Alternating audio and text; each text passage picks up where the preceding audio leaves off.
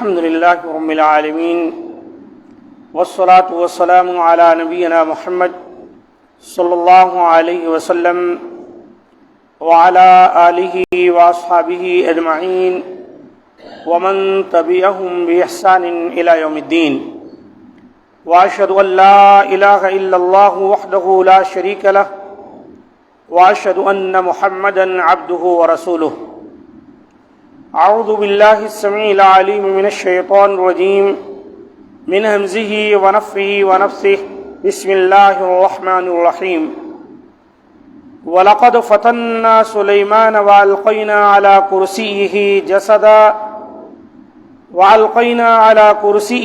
جَسَدًا ثُمَّ أَنَابَ، اور ہم نے سلیمان کی آزمائش کی اور ان کے تخت پر ایک جسم ڈال دیا، پھر اس نے رجوع کیا۔ سورہ صاد آیت نمبر 34۔ اس آیت مبارکہ کے اندر اللہ تعالیٰ نے حضرت سلیمان علیہ السلام کا ذکر کیا کہ اللہ تعالیٰ نے ان کی آزمائش کی۔ یہ آزمائش کیسی تھی، کیا تھی؟ کرسی پر ڈالا گیا جسم کس چیز کا تھا اور اس کا مطلب کیا ہے، اس کی کوئی تفصیل قرآن کریم یا حدیث میں نہیں ملتی۔ البتہ بعض مفسرین نے صحیح حدیث سے ثابت ایک واقعے کو اس پر چشمہ کیا ہے، اور وہ یہ ہے کہ حضرت سلیمان علیہ السلام نے ایک مرتبہ کہا کہ میں آج کی رات اپنی تمام بیویوں سے، جن کی تعداد 70 یا 90 کے قریب بتائی جاتی ہے، ہم بستری کروں گا، اور ان میں سے ہر ایک بیوی ایک شاہ سوار بچے کو جنم دے گی، یعنی گھوڑ سوار بچے کو، جو اللہ کی راہ میں جہاد کرے گا۔ لیکن ہوا یہ کہ سوائے ایک بیوی کے کوئی بیوی حاملہ نہیں ہوئی، اور حاملہ بیوی نے بھی جو بچہ جنا وہ ناقص تھا۔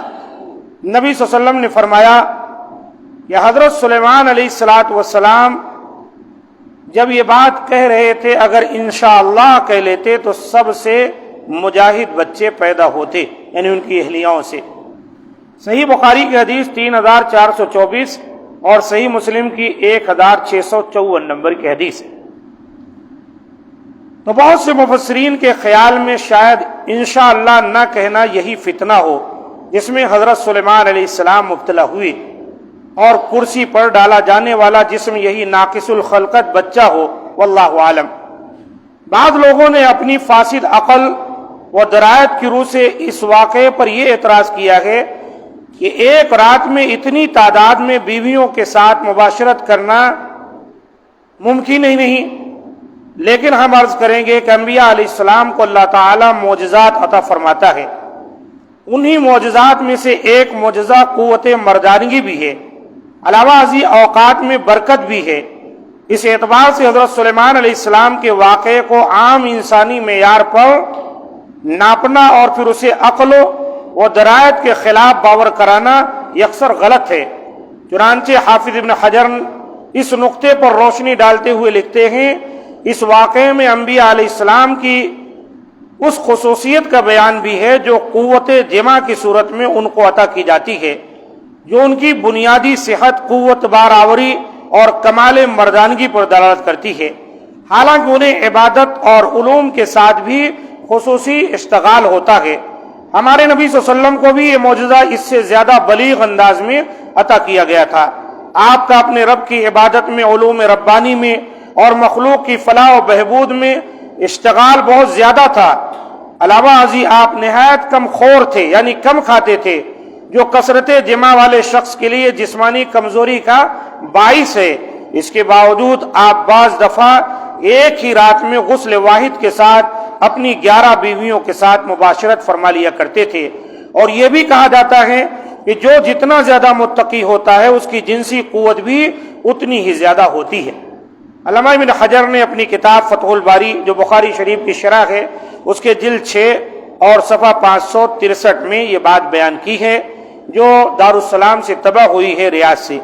یہ بات تو اپنی جگہ صحیح ہے کہ حضرت سلیمان علیہ السلام کا یہ واقعہ مباشرت حدیث میں آیت زیر بحث کے تفسیر کے طور پر بیان نہیں ہوا ہے، بہت سے مفسرین نے اپنے فہم کے مطابق اس آیت پر اس کا انطباق کیا ہے، لیکن ہم سمجھتے ہیں کہ دیگر تعویلات و توجیحات کے مقابلے میں جو بیشتر اسرائیلی روایات پر مبنی ہیں، یہ انطباق زیادہ صحیح ہے اور اس سے اس آیت کی ایک معقول توجیہ سامنے آ جاتی ہے، واللہ عالم بالصواب۔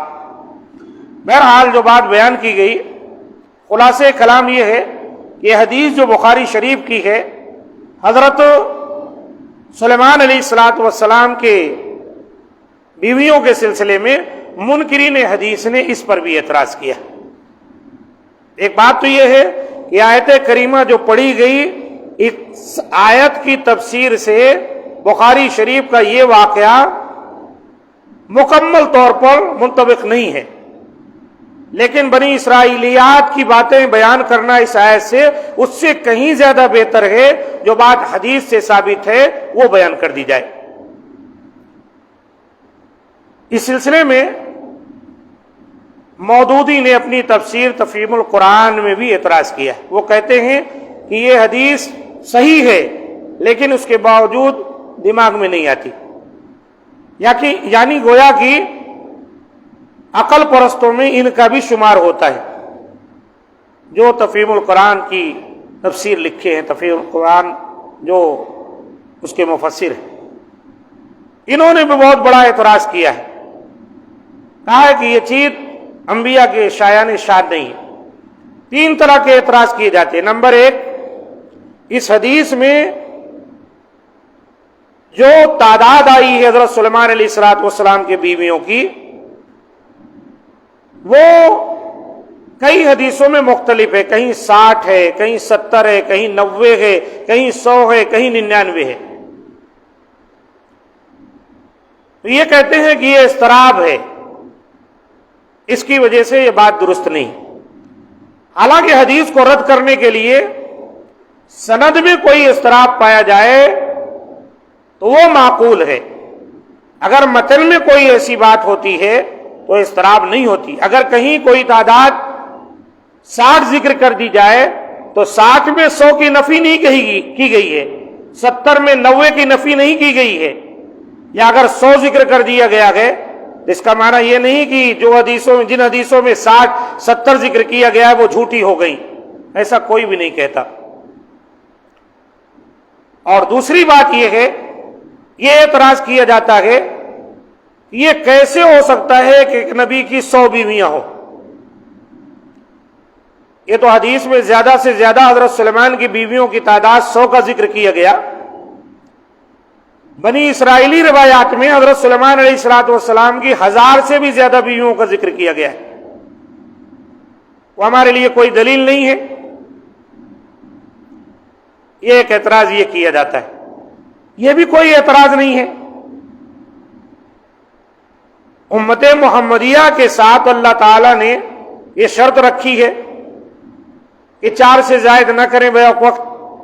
وہ بھی نبی کو اجازت تھی، ہمارے نبی کو 11 بیویاں تھی بیک وقت، اور بھی دیگر انبیاء کو کئی اہلیائیں تھی، حضرت سلیمان علیہ السلام کے پاس تھی۔ پھر یہ کہتے ہیں کہ قوت مردانگی، کیسے ان کے پاس اتنی طاقت تھی کہ 100 بیویوں کو سنبھال سکتے تھے؟ اس طرح کا اعتراض۔ پھر یہ کہ ایک رات میں جو حضرت سلیمان علیہ السلام نے کہا کہ میں آج اپنے تمام بیویوں کے پاس جاؤں گا، سب سے ہم بستری کروں گا، اور سب سے بچے پیدا ہوں گے جو گھوڑ سوار ہوں گے، اللہ کی راہ میں جہاد کرنے والے ہوں گے، اور یہ بات جب وہ کہہ رہے تھے تو انشاءاللہ کہنا بھول گئے۔ اللہ کی مرضی ہے، انسان سے تو ہی بھول چوک بھی ہوتی ہے، انبیاء سے بھی بھول چوک ہو سکتی ہے۔ حضرت آدم پہلے انسان نبی ہیں جن سے بھول ہو گئی ہے، قرآن نے ذکر کیا ہے، اور بھی بہت سے انبیاء کرام کا ذکر قرآن میں ملتا ہے کہ معمولی سہو ان سے بھی کہیں ہو گیا، اور اس کی وجہ سے حضرت سلیمان علیہ السلام نے جو ارادہ کیا تھا اس کے مطابق بچے نہیں ہوئے۔ ایک بچہ ہوا، وہ بھی ناقص الخلقت، پوری طرح مکمل نہیں تھا، اسی کا ذکر اللہ نے کیا۔ وَالْقَيْنَا عَلَىٰ كُرْسِيِّهِ جَسَدًا، ہم نے اس کی کرسی پر ایک جسد ڈال دیا جو نامکمل تھا۔ پھر حضرت سلیمان علیہ السلام اللہ کی طرف رجوع ہوئے اور توبہ کیے، اللہ سے دعائیں کیے۔ اب منکرین حدیث یہی کہتے ہیں اگر 100 بیویاں تھیں تو رات میں کیسے 100 بیویوں کے پاس جا سکتے ہیں؟ اگر 12 گھنٹے کی بھی رات سمجھ جائیں تو 100 بیویوں کے پاس کیسے گئے؟ میں نے کہا پہلے علم نے اس کا جواب دیا ہے، ایک بیوی کے پاس جا کر ہم بستری کرنے میں انزال ہونے کے لیے، فارغ ہونے کے لیے آدمی کو 3-4 منٹ سے زیادہ کا وقفہ نہیں چاہیے۔ اگر ہم 60 منٹ کو 12 میں تقسیم کر دیں، 12 × 72 720 منٹ ہوتے ہیں، اور اس کو اگر تقسیم کیا جائے 100 میں تو بغیر غیب یہ تقسیم ہو جائے گا، 5-6 منٹ نکل آئیں گے، اور یہ اتنا کافی ہے کسی بیوی سے ہم بستری کرنے کے لیے۔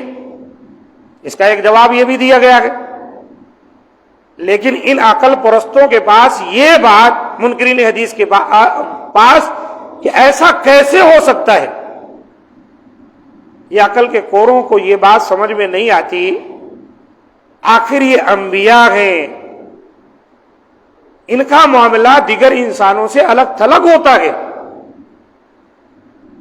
اچھا، قرآن تو منکرین حدیث بھی مانتے، کہتے ہیں قرآن ہمارے لیے کافی ہے، اور اس کی وجہ سے اپنے آپ کو اہل قرآن کہتے ہیں۔ احادیث کے ذخیرے میں کیڑے نکالتے ہیں، انکار کرتے ہیں، کہتے ہیں یہ سمجھ میں نہیں آتی بات۔ اچھا، انہی حضرت سلیمان علیہ السلام کے تعلق سے قرآن میں آیا ہے کہ وہ پرندوں کی بولی سمجھتے تھے۔ اب میں سوال کرتا ہوں منکرین حدیث سے، یہ تمہاری سمجھ میں آتی ہے بات؟ حضرت سلیمان علیہ السلام پرندوں کی بولی سمجھتے تھے، باقاعدہ ہدہد سے گفتگو ان کی ہے، چیونٹی نے کہا ہے، اور حضرت سلیمان علیہ السلام سن کر مسکرائے ہیں، چیونٹی کی آواز کو بھی سنے وہ اور سمجھے۔ کیا یہ کسی کی سمجھ میں آتی ہے بات؟ اگر عقل ہی تمہارا میزان ہے کسی بات کو ماننے کے لیے تو یہ بتاؤ یہ بات تمہاری سمجھ میں کیسے آ رہی ہے؟ حضرت سلیمان کیسے پرندوں کی، جانوروں کی آوازیں سنتے تھے؟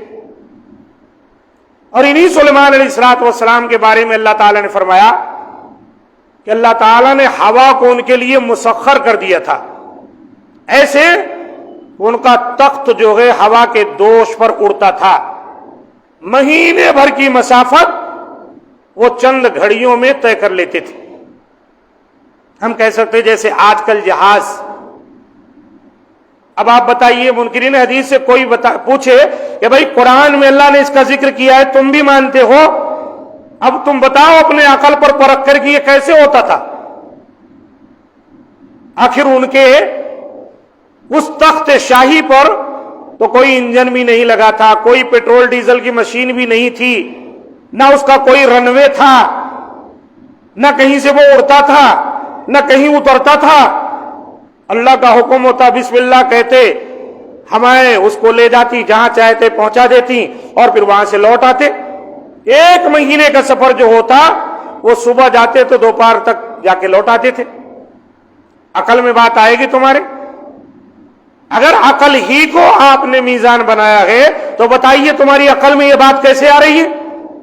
تو جواب یہی دیں گے آپ کہ بھئی اللہ کی مرضی، اللہ نے حضرت سلیمان کو پرندوں کی بولی سکھا دی تھی، سمجھتے بھی تھے، بولتے بھی تھے، اللہ کے حکم سے ہوائیں ان کے تخت کو لے کر جاتی تھی۔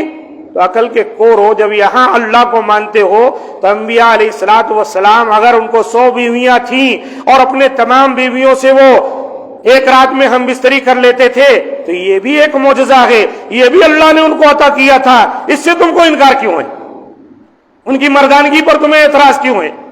وہ نبی تھے، معجزہ تو اللہ نے ان کو عطا ہی کیا تھا، اور انبیاء کرام کو، رسل اعظام کو اللہ معجزہ عطا کرتا ہے، اور معجزہ ہوتا وہ ہے کہ جو دیگر لوگ نہ کر سکیں اللہ تعالیٰ ان کو عطا کرتا ہے، وہ کبھی کبھی اللہ کے حکم سے ویسا کر کے دکھا دیتے ہیں۔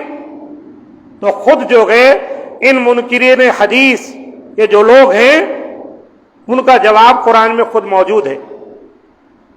اگر عقل ہی تمہارا میزان ہے تو اپنے عقل پر تم یہ بھی پرکھو کہ قرآن میں جو بیان کیا گیا ہے تمہاری عقل نے کیسے مان لیا کہ حضرت سلیمان علیہ السلام ہوا پر تخت لے کر چلے جایا کرتے تھے، پرندے اوپر سے اڑتے تھے جو ان کے لیے سایہ فغن ہو جایا کرتے تھے۔ ہدہد دور تک گیا، خبر لے کر آیا ملکہ سبق، اور پھر حضرت سلیمان کا خط بھی لے کر پہنچا، اور وہاں بلقیس کا جو کچھ پیغام تھا، باتیں تھی، وہ بھی لا کر حضرت سلیمان کو سنایا۔ کیسے تمہاری عقل میں یہ بات آئی؟ کہنا پڑے گا کہ اللہ وحدہ لا شریک نے ان کو یہ طاقت اور قوت اور ملکہ اور انعام عطا کیا تھا۔ جب اللہ نے عطا کیا تھا تو اسی اللہ نے حضرت سلیمان علیہ السلام کو یہ قوت بھی عطا کی تھی، یہ مردانگی بھی اور جنسی طاقت بھی عطا کی تھی۔ تو اس لیے اس کے اندر منکرین حدیث کے لیے کوئی بھی چیز نہیں۔ سند کے اعتبار سے بخاری مسلم میں جو حدیث آئی بالکل درست ہے، اس میں کسی قسم کا کوئی اضطراب نہیں ہے، اور جو باتیں بیان ہوئی ہیں درست ہے۔ اور حدیث کا انکار کرنے کے لیے اس طرح کے واقعات کا سہارا لینا اور اس میں کیڑے نکال کر اور کہنا انبیاء کرام کی شان میں یہ گستاخی ہے، یہ سب باتیں غلط ہیں۔ یہ تو وہ ہیں جو خود ان کے اصول کے مطابق قرآن میں موجود ہیں۔ جب وہاں تمہاری عقل تسلیم کر لیتی ہے تو یہاں کیوں نہیں تسلیم کرتی؟ اس لیے عزیز ساتھیوں، منکرین حدیث کے فتنوں سے اپنے آپ کو بچائیں۔ اور اسی سے یہ بھی پتہ چلا، تفہیم القرآن کی جلد نمبر 4 میں ہے، یہ مودودی صاحب نے اس حدیث پر کیڑے نکالے، حضرت سلیمان علیہ السلام پر اس طرح کے الزامات لگائے ہیں، اور بخاری شریف کی جو ہے احادیث کا انکار کیے ہیں، اور یہ کہتے ہیں کہ یہ انبیاء کے شان کے خلاف ہے، لہذا صحیح سند سے ثابت ہونے کے باوجود یہ حدیث سمجھ میں نہیں آتی، اس لیے انکار ہی کرنا پڑے گا۔ اس سے پتہ چلا یہ جو ان کی جماعت اور ان کے گروہ ہیں، ان سے بھی خبردار رہیے، ان کے اندر بھی بوباس منکرین حدیث کی پائی جاتی ہے۔ یہ بھی جو ہے پس پردہ انکار حدیث کے جرم میں گرفتار ہے۔ اللہ تعالی ہم تمام کو محفوظ رکھے ان تمام کے شرور و فتن سے۔